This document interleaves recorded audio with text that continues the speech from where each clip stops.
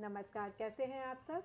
उम्मीद है स्वस्थ होंगे, मस्त होंगे और बिल्कुल चकाचक होंगे। और होना भी चाहिए, नया साल आ रहा है तो नए साल में चीज़ों को अलग अलग तरीके से कैसे सोचें, इस को ध्यान में रखते हुए अभी हमने अपने चैनल पे कुछ अलग तरीके के डिस्कशन शुरू किए हैं। इसी के सिलसिले में मैं एक पुराना टॉपिक नए अंदाज में आपके सामने पेश कर रही हूँ। एक्चुअली हमने पहले भी एक वीडियो बनाया था, जैसे कि आप सबको पता है कि मैं ऑरा स्कैनिंग के ऊपर भी बहुत काम कर रही हूँ और इसके बारे में भी आपको बताना चाहती हूँ कि कैसे हम अपनी एनर्जी को चेक करके अपने बेहतर भविष्य के लिए एक और कदम आगे बढ़ा सकते हैं।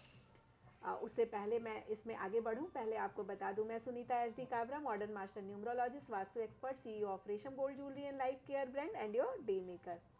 आज बात करूंगी आपसे कि जो हम जेमस्टोन्स पहनते हैं वो हमारे लिए सूटेबल होते हैं, ये तो हमें पता होता है, बट इसके साथ साथ और भी कई सारी चीज़ें मैटर करती है कि उसे हम कैसे धारण करें, कितना मतलब पीस कौन सा होना चाहिए, उसे किस फिंगर में धारण करें। हालांकि हमें एक एक फिंगर्स अलॉट है ऑलमोस्ट हर स्टोन के लिए, हर राशि रत्न के हिसाब से कि हमें किस में पहननी चाहिए। कोई भी जेम स्टोन हो, वो किसी मतलब हमारे ग्रह के पर्टिकुलर बेनिफिट के लिए ही हम पहनते हैं, तो वो हमें किस पे पहनना चाहिए वो हमें वैसे तो पता होता है, बट किस समय हमें हमारी लाइफ में किस चीज़ की रिक्वायरमेंट है और हम किस पर्पस से पहन रहे हैं, उसके अनुसार हमारी फिंगर्स भी चेंज हो सकती है, जिसके बारे में आज हम डिटेल में चर्चा करेंगे। सबसे पहले मैं इस ऑरा स्कैनर से चेक करके आपको दिखाती हूँ। जैसे कि मैंने ये केतु की रिंग बनवाई है, कैट्स आई की रिंग काबरा जी के लिए। तो अभी हम ये चेक करेंगे कि ये रिंग इनके किस अंगुली में ज़्यादा सूटेबल है, सूटेबल भी है कि नहीं है, और है कि नहीं है तो किस में ज़्यादा है और किस में किस पर्पस से ज़्यादा है, और जो पर्पस है उसे हम कैसे देखेंगे उसके बारे में मैं एज ए न्यूमरोलॉजिस्ट और ऑरा स्कैनिंग एक्सपर्ट आपको चीज़ें बताऊंगी। और उसी चीज़ को काबरा जी जो है वो आपको एस्ट्रोलॉजी के दृष्टिकोण से बताएंगे कि एस्ट्रोलॉजिकल भी वो चीज़ कैसे मैच होती है। तो सबसे पहले मैं इसको शुरू करने से पहले चेक करती हूँ कि काबरा जी की अभी की पॉजिटिविटी कितनी है।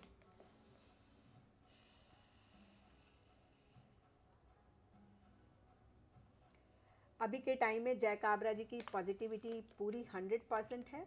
और अब जो है मैं सैम्पल्स ले रही हूँ केतु का, कैट्स आई का, और ये कैट्स आई की रिंग मैं चेक कर रही हूँ कि सर के ऊपर कितनी सूटेबल है। अभी ये मैंने सर को हाथ में पकड़ा दी है, तो ये देख रही हूँ मैं कि कैट्स आई की रिंग मिस्टर जय काबरा के लिए कितनी सूटेबल है। ये जय सर के लिए पूरी 100% सूटेबल है। अभी मैं ये चेक करती हूँ कि ये कैट्स आई की रिंग इनके मिडिल फिंगर के लिए कितने मैं डाल लेता हूँ परसेंट मिडिल फिंगर सूटेबल में। है। ये कैट्स आई की रिंग सी ए जय काबरा जी के लिए मिडिल फिंगर में कितने परसेंट सूटेबल है।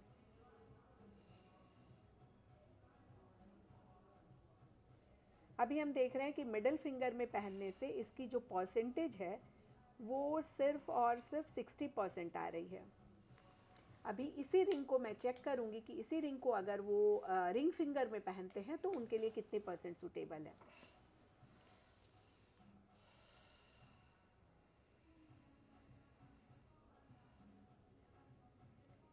रिंग फिंगर में ये रिंग इनके लिए 100% सूटेबल है। तो इस तरीके से मैं ये रिकमेंड तो इन्हें करूँगी कि इन्हें जो कैट्स आई की रिंग पहननी है वो रिंग फिंगर में पहननी है।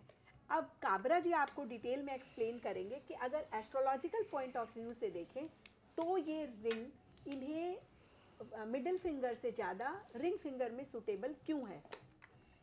सर आप। नमस्कार सुनीता जी। देखिए, ज्योतिष में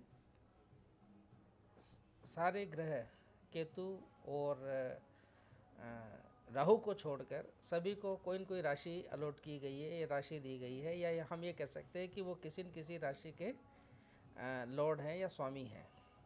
लेकिन अनफॉर्चुनेटली केतु और राहु को कोई राशि नहीं दी गई, लेकिन उनके साथ में एक प्लस पॉइंट ये जोड़ दिया गया कि वो जिस भाव में होते हैं, जिस भाव का, उस भाव के स्वामी के अनुसार वो फल करने लगते हैं। यानी कि मान लो केतु अगर वृश्चिक राशि में है फॉर एग्जांपल, तो वो मंगल के हिसाब से फल करेंगे। अगर वो धनु राशि में है तो वो गुरु के हिसाब से फल करने लगेंगे। तो ये एक बहुत बड़ा पॉइंट है जिसको हम लोग जहाँ पर रत्न चिकित्सा कह लीजिए या रत्न थेरेपी जो हम यूज़ करते हैं, उसमें हम उस चीज़ को यूज़ करें तो शायद राहु और केतु के जो रिजल्ट हम लोग देखना चाहते हैं वो बहुत अच्छे से आ सकते हैं। मेरा अपना एक थॉट प्रोसेस में या रिसर्च कह लीजिए, जहाँ पे मेरा केतु जो है वो दूसरे भाव में है। दूसरा भाव जो धन का भाव होता है और कुटुंब का भाव भी होता है, अपने जो मुंह है उस माउथ, उसको भी हम लोग उससे इंडिकेट करते हैं।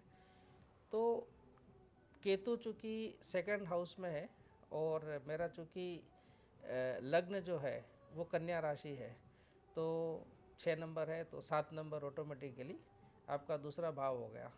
और दूसरा भाव तुला राशि का, आप सभी जानते हैं कि तुला राशि का जो स्वामी है वो शुक्र है। अब इंटरेस्टिंगली हम लोग शुक्र के लिए जब भी अंगूठी पहनाते हैं तो हम लोग उसको रिंग फिंगर में पहनाते हैं। शनि के लिए हम लोग मिडिल फिंगर में पहनाते हैं। गुरु के लिए या जुपिटर के लिए हम लोग तर्जनी अंगुली में पहनाते हैं। बुध के लिए हम छोटी अंगुली में पहनाते हैं।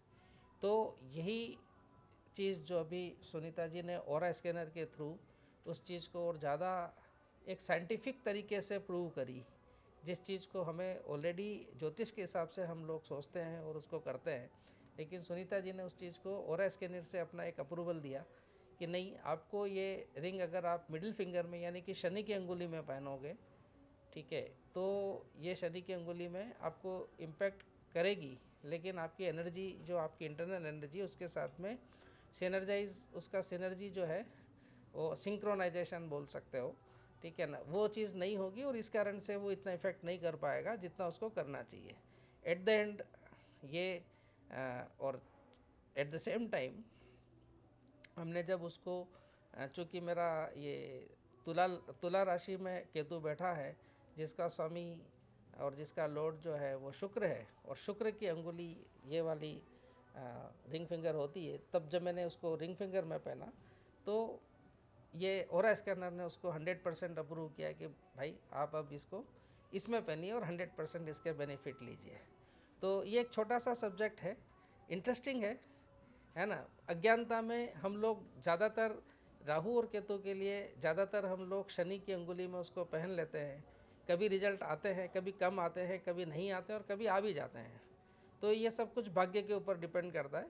लेकिन चूँकि अभी हमें एक ये फैक्ट मालूम है, तो आप जब भी कोई भी रिंग पहने, स्पेशली राहु और केतु के लिए, जैसे गोमेद होता है राहु के लिए और केतु के लिए लहसुनिया पहनाते हैं, तो उसको जब भी पहने तो आप एक बार जांच कर लीजिए कि आप किस पर्पस के लिए पहन रहे हो, नंबर 1, और जिस पर्पस के लिए, और उस पर्पस जो पर्पस के लिए जो खाना है, जो घर है उस घर का स्वामी, मतलब एस्ट्रोलॉजी चार्ट में जो घर है उसका स्वामी कौन है, उसकी स्वामी की जो अंगुली है उसके हिसाब से आप उसको पहन लीजिए।